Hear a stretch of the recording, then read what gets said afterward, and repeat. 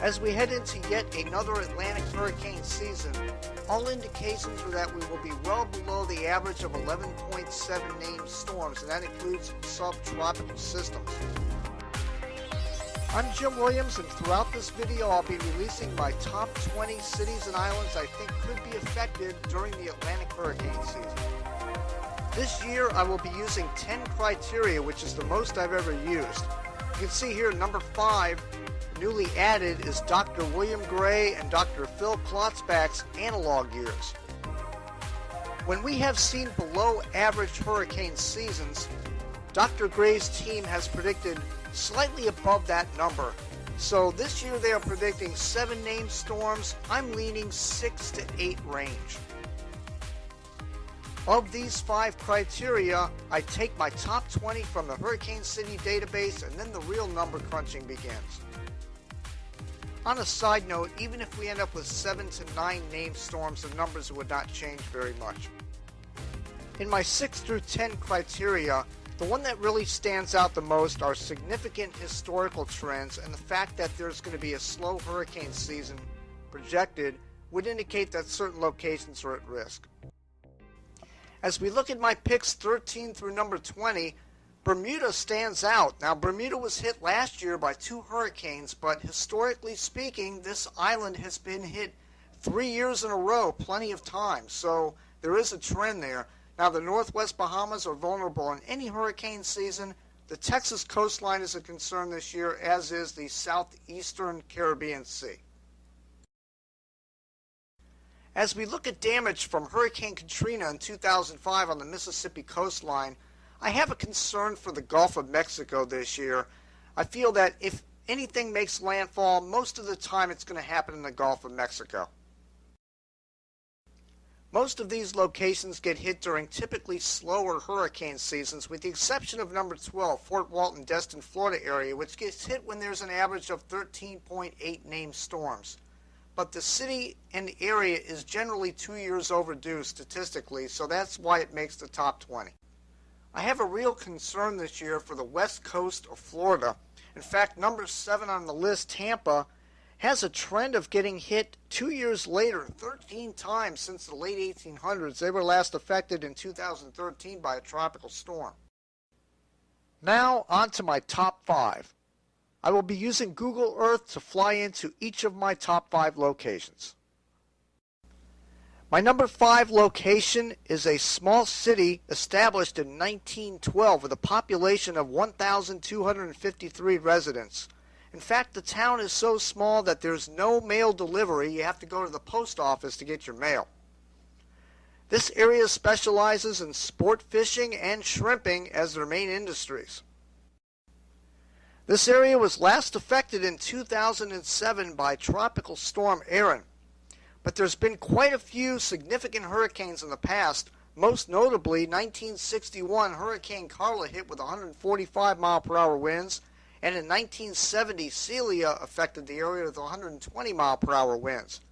The last hurricane to hit this area was 2003 as Hurricane Claudette hit with 85 mile per hour winds. This area gets statistically hit by hurricanes directly when there's an average of 8.33 named storms. So we're leaning towards a slower hurricane season, leaning towards hurricane hits for this area. The area is also 4 years overdue for a named storm and due for a hurricane. Very rarely do you see those 2 criteria for the same city. This was my number 1 pick for last year. My number 5 position this year is being shared with the neighbor to its north. Established in 1827, this city has a population of 1,752, and that's in the general area. They also specialize in sport fishing. This area was last affected back in 2008 as Hurricane Ike brushed to the north. In 1983, Hurricane Alicia did a lot of damage in the area, and in 1961, Hurricane Carla hit the area with 160 mile per hour winds and caused an 18-foot storm surge. Matagorda to Port O'Connor rounds off my top 5. My number 4 location was established in 1860 and has a population of 12,404 residents. The main industry is shipping, petroleum, fishing, and agriculture. The area was last affected in 2012 as Hurricane Isaac hit with 75-mile-per-hour winds. There's been quite a few majors over the years, most notably Hurricane Hilda in 1964, Hurricane Carmen in 1974, and Hurricane Andrew in 1992. Since the late 1940s, this city has been hit 3 times in seasons where there's been 6 to 8 named storms. The area was hit in one of Dr. Gray's analog years, and there's a rich history of being hit 3 years later. They were affected last in 2012. 9 times since the late 1800s, the area was hit 3 years later. This city is also statistically due for a named storm. Morgan City, Louisiana, number 4. My number 3 location was established back in 1828. Has a population of 25,500 people, and the main industry is tourism, Coast Guard, and naval stations. The area was last affected back in 2012 by Tropical Storm Isaac as it passed off just to the south. The last hurricane to affect the area was back in 2005 as Hurricane Wilma passed off just to the north as a major hurricane, causing extensive flooding in the lower Florida Keys. This area is one of the most hit by major hurricanes in the entire Atlantic Basin. Nearly 25.49% of all systems to affect Key West are major. The area has been hit 2 times in seasons of 6 to 8 named storms since the late 1940s.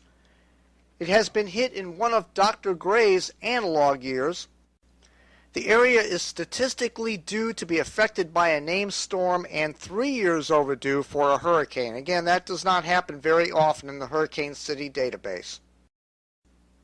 Last affected in 2012, the area has a rich history of being hit 3 years later. It's happened 5 times since the late 1800s. The area often gets hit by hurricanes when there's an average of 8.83 named storms in the Atlantic Basin. So leaning slower seasons, there's a higher risk for hurricanes in Key West. This is another one of these areas that statistically gets hit in slower hurricane seasons. Number 3, Key West, Florida. My number 2 city was established back in 1936 and has a population in the surrounding areas of up to 125,000 people. The main industry is tourism. This city was last affected back in 2012 by Tropical Storm Debby.